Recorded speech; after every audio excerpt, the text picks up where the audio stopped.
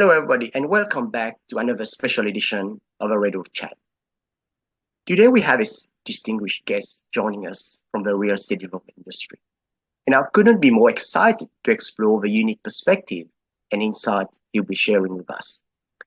Illan Samuel is a founder and managing director of Samuel Property, a privately owned Melbourne-based property developer, specializing in the high-end multi-residential sector.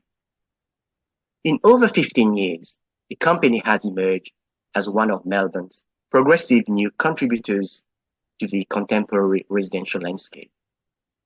With almost 25 years in property valuation, management, and development roles, Illan brings considerable experience in business shrewdness to Samuel Property. Illan is passionate about property, and this shows in his hands-on approach across all aspects of the development process. He hopes to leave a lasting impression on the Melbourne property landscape, producing high-quality buildings that can be enjoyed for a lifetime. Illan, what a great bio, and thank you so much for joining me today. Let's start by talking about your journey in property development. What was it that initially sparked your interest in this field and led you to establish Samuel Property? Thanks for the intro, very kind words, and it's great to be here today.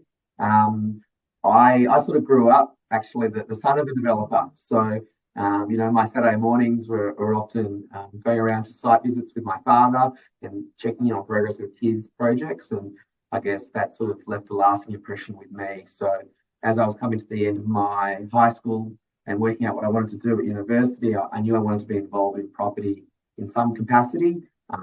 And I made the step to do a business property degree, which then led me to work in valuations that gave me, I feel, a good grounding in the property industry. And then I transitioned to the development space, somewhat naively, starting my own business at 27, but 15 years later, feeling pretty good that we've gone through a few cycles and hopefully coming up to better times ahead.